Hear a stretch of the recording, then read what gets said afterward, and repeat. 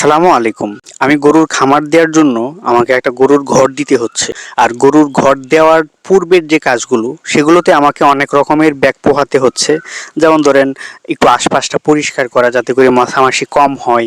পাশাপাশি আমার আশেপাশের গাছ কাটা যাতে করে আমি আমার সুবিধা মতো জায়গা মতো ঘরটা বসাতে পারি ইত্যাদি। আর তারই ধারাবাহিকতায় আমি সকালবেলা ঘুম থেকে উঠেই কাজে লেগে গেলাম। আজকের কাজগুলো যেহেতু একটু বেশি তাই আমি আমার সাথে একটা কাজের লোক নিলাম। কাজের লোক মূলত আমার চাচাতো ভাই।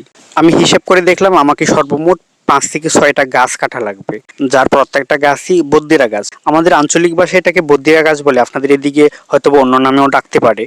এখানকার প্রত্যেকটা গাছের বয়সই প্রায় ২০ বছর প্লাস। এখন বয়স অনুযায়ী গাছগুলো আরো বেশি মোটা হওয়ার কথা ছিল, কিন্তু হয় নাই। তার প্রধান কারণ হচ্ছে এখানে একটু রোদ কম পড়ে বা পাশাপাশি গাছগুলো একটু খুব কাছাকাছি অবস্থানে থাকায় মোটা হয় নাই।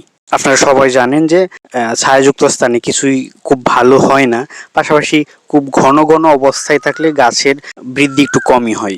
শুরুতে ভাবছিলাম আমি গাছগুলো বিক্রি করে দিব। এখানে টোটাল গাছ হচ্ছে ৮টা। এই ৮টা গাছের দাম উনি বলছিল ২,০০০ টাকা। উনি বলতেছিল যে এই গাছগুলো দিয়ে আমি কাঠ করতে পারবো না, আমাকে লাকড়ি করতে হবে, যার ফলে আপনাকে কাঠের দামে গাছগুলো কিনে নিতে পারবো না, আমাকে গাছগুলো কিনতে হবে লাকড়ির দামে। আমি যেহেতু গাছের ব্যাপারীর কাছে গাছগুলো বিক্রি করে ভালো পরিমাণে টাকা পাবো না, তাই গাছগুলো বিক্রি করার সিদ্ধান্ত থেকে সরে আসি এবং নিজেই গাছগুলো কাটার সিদ্ধান্ত নিই। যেগুলো দিয়ে কাঠ করার মতো উপযোগী সেগুলো দিয়ে কাঠ করব, আর যেগুলো দিয়ে লাকড়ি করার মতো উপযোগী সেগুলো দিয়ে আমি লাকড়ি করব। কাজ শেষ করার পর আমি দেখলাম যে আমার এক চাচাতো ভাই সে একটা ছাগল কিনে আনছে ২৮০০ টাকা দিয়ে। এটা হচ্ছে মূলত একটা ছাগলের বাচ্চা। ছাগলের বয়স খুব বেশি না হয় ছাগলটি মার জন্য খুব সম্ভবত কান্নাকাটি বা ডাকাডাকি করতেছিল। আমার একটু দেখে মায়া লাগলো, তাই আমি পাতা খাওয়াচ্ছিলাম।